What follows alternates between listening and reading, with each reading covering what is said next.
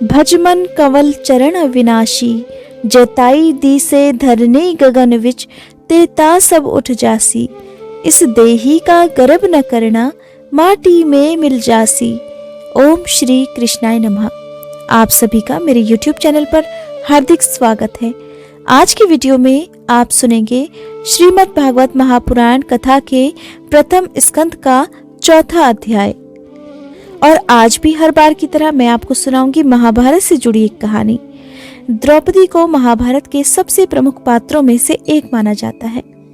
द्रौपदी को स्वयंवर में अर्जुन ने अपने पराक्रम से प्राप्त किया था, फिर भी वो 5 पांडवों की पत्नी बन गई। और इसका कारण था द्रौपदी को पिछले जन्म में भगवान शंकर द्वारा दिया गया वरदान। महाभारत के आदि पर्व में इस कथा का वर्णन किया गया है। द्रौपदी अपने पूर्व जन्म में महात्मा ऋषि की कन्या थी। सर्वगुण संपन्न होने के बाद भी अपने पूर्व जन्म के कर्मों के फलस्वरूप किसी ने भी उन्हें अपनी पत्नी के रूप में स्वीकार नहीं किया। इससे दुखी होकर उन्होंने भगवान शिव की कठिन तपस्या की और भगवान शिव उनकी तपस्या से प्रसन्न हुए भी और उनसे वरदान मांगने के लिए कहा। तब ऋषि पुत्री ने 5 बार कहा, हे भगवान शिव, मैं सर्वगुण युक्त पति चाहती हूँ। ऐसा उन्होंने कहा जाता है कि 5 बार कहा। इस प्रकार कहे जाने पर भगवान शिव ने उनसे कहा कि तुम्हें 5 भरतवंशी पति प्राप्त होंगे। तब ऋषि कन्या कहने लगी, हे प्रभु, लेकिन मैंने तो एक ही पति की कामना की थी। तब उनकी बात सुनकर भगवान शिव कहने लगे कि तुमने पति प्राप्त करने के लिए मुझसे 5 बार प्रार्थना की, इसलिए अगले जन्म में तुम्हें 5 ही पति प्राप्त होंगे। कहा जाता है कि भगवान शिव के इसी वरदान के कारण द्रौपदी पांडवों की पत्नी बनी। और ये बात तो सभी जानते हैं कि हिंदू धर्म के अनुसार एक पत्नी का एक से ज्यादा पति होना गलत है, लेकिन फिर भी ये प्राचीन काल में संभव हो पाया, जो कि काफी अचरज भरा लगता है। महाभारत की द्रौपदी किसी भी परिचय की मोहताज नहीं है। द्रौपदी राजा द्रुपद के हवन कुंड से उस समय जन्मी थी जब राजा द्रुपद अपने शत्रु द्रोणाचार्य के वध के लिए पुत्र प्राप्ति का यज्ञ कर रहे थे। उस यज्ञ के हवन कुंड की अग्नि से एक पुत्र तो जन्मा ही, साथ ही द्रौपदी का भी जन्म हुआ। उसके बाद राजा ने अपनी पुत्री का पालन पोषण बहुत खुशी से किया। द्रौपदी के स्वयंवर के बारे में तो आप सभी जानते होंगे। इससे पहले वीडियो में भी मैंने आपको बताया था कि किस प्रकार द्रौपदी जी का स्वयंवर हुआ था और किस प्रकार अर्जुन ने तैरती हुई मछली की आंख में एक ही बार तीर से निशाना साधकर द्रौपदी जी को अपनी पत्नी के रूप में स्वीकार कर लिया था। लेकिन विवाह तो द्रौपदी जी का केवल अर्जुन से हुआ था, फिर आखिरकार वो 5 पांडवों की पत्नी कैसे बन गई, इस बारे में भी एक दिलचस्प कथा है। दरअसल जिस समय द्रौपदी जी का स्वयंवर हुआ उस समय 5 पांडव अपनी माँ कुंती के साथ अपनी पहचान छुपाकर ब्राह्मण के वेश में रहा करते थे और भिक्षा मांगकर अपनी जीविका चलाते थे। उन दिनों पांडव जितनी भी भिक्षा मांगकर लाते उसे अपनी माँ कुंती के सामने रख दिया करते थे। माँ कुंती भिक्षा को फिर 5 भाइयों में बराबर बराबर बांट दिया करती थी। उस दिन भी ऐसा ही हुआ। जब अर्जुन द्रौपदी को लेकर अपने बाकी भाइयों के साथ घर आए तो उन्होंने दरवाजे से ही अपनी माँ कुंती से कहा कि देखो माँ, आज हम लोग आपके लिए क्या लेकर आए हैं। उस समय कहा जाता है कि कुंती जी घर के कामों में इतनी ज्यादा व्यस्त थी कि उन्होंने अर्जुन की तरफ आंख उठाकर भी नहीं देखा और कह दिया कि जो भी लेकर आए हो 5 भाई आपस में बांट लो। पांडव भाई और उनकी माँ कुंती के सत्यवादी होने के बारे में तो हर कोई जानता है। वे 5 भाई अपनी माँ के हर आदेश का पालन करना अपना परम कर्तव्य और अपना परम धर्म समझते थे।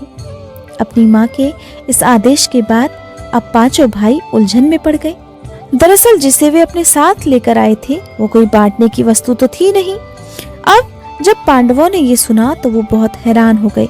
उधर जब कुंती ने द्रौपदी को देखा तो वो खुद आश्चर्य में पड़ गई और सोचने लगी कि ये मैंने क्या कह दिया। अब परेशान होकर उन्होंने अपने पुत्र धर्मराज युधिष्ठिर से ही कहा कि पुत्र, तुम ही कोई ऐसा रास्ता निकालो जिससे द्रौपदी का कोई अनर्थ भी ना हो और मेरे मुंह से निकली बात झूठी भी ना हो सके। अब युधिष्ठिर भी इस समस्या को नहीं सुलझा पाए और उन्होंने हार मान ली। जब ये बात राजा द्रुपद को पता चली तो वो भी परेशान हो गए।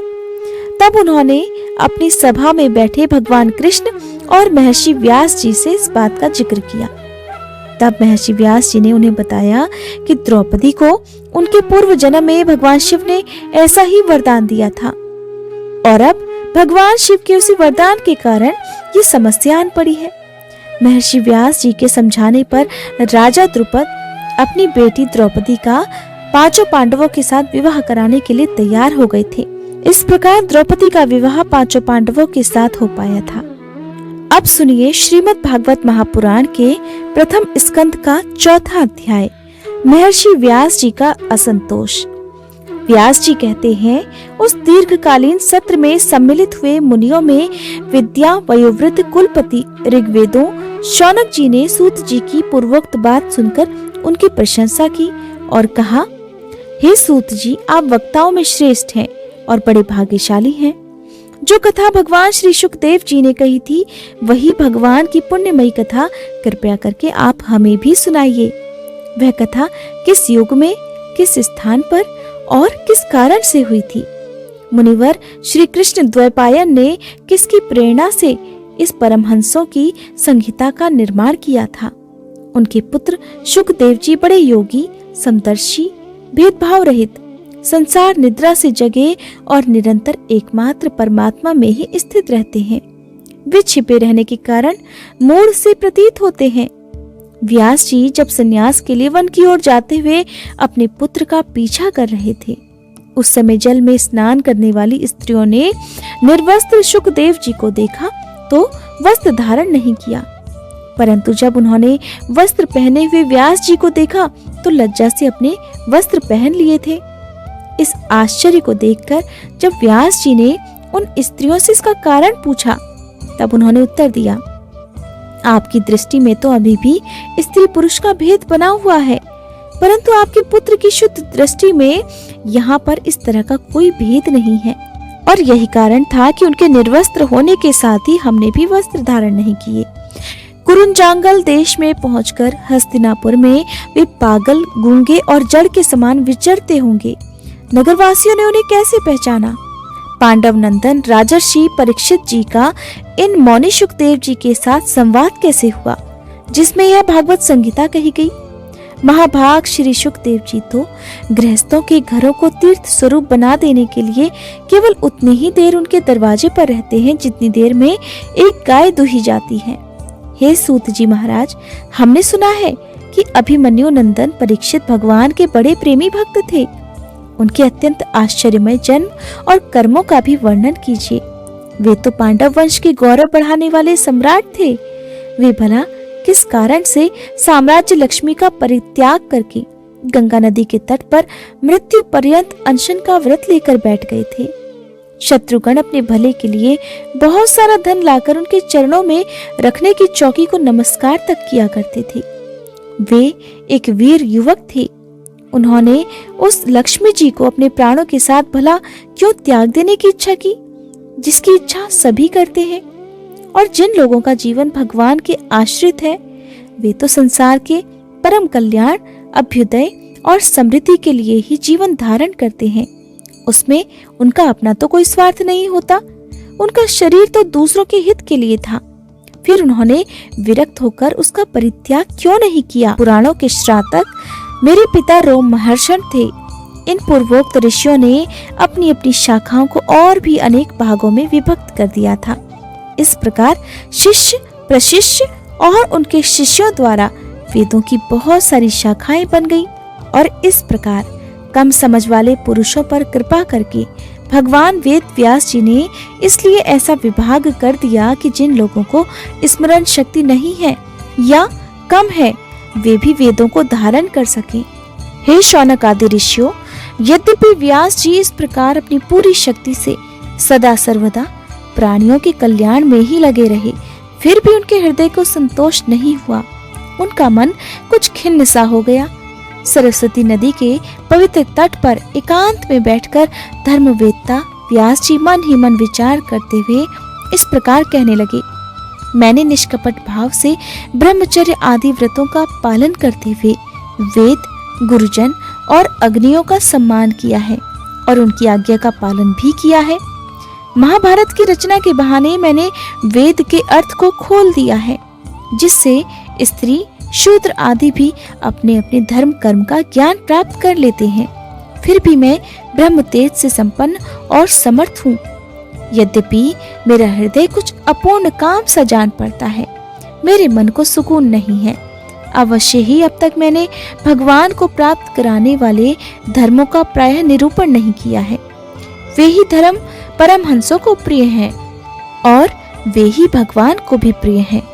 हो न हो मेरे मन की अशांति का यही कारण है। श्री कृष्ण द्वैपायन व्यास इस प्रकार अपने आप को अपूर्ण सा मानकर जब उदास हो रहे थे, व्याकुल हो रहे थे, उसी समय पूर्वोक्त आश्रम पर देवर्षि नारद जी पहुंचे। नारायण नारायण कहने लगे। उन्हें आया देखकर व्यास जी तुरंत खड़े हो गए। उन्होंने देवताओं के द्वारा सम्मानित देवर्षि नारद जी की विधिवत पूजा की। श्रीमद् भागवत महापुराण प्रथम स्कंद 4वां अध्याय समाप्त। इससे आगे का अध्याय आप मेरी आने वाली अगली वीडियो में सुनेंगे। आज की ये वीडियो आपको कैसी लगी और महाभारत की कथा कैसी लगी, मुझे कमेंट बॉक्स में जरूर बताइएगा।